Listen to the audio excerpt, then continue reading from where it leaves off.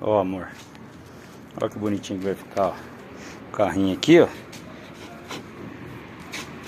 Enroscou um pouquinho, mas tem que limpar porque eu tava soldando. Ó. Vendo aqui?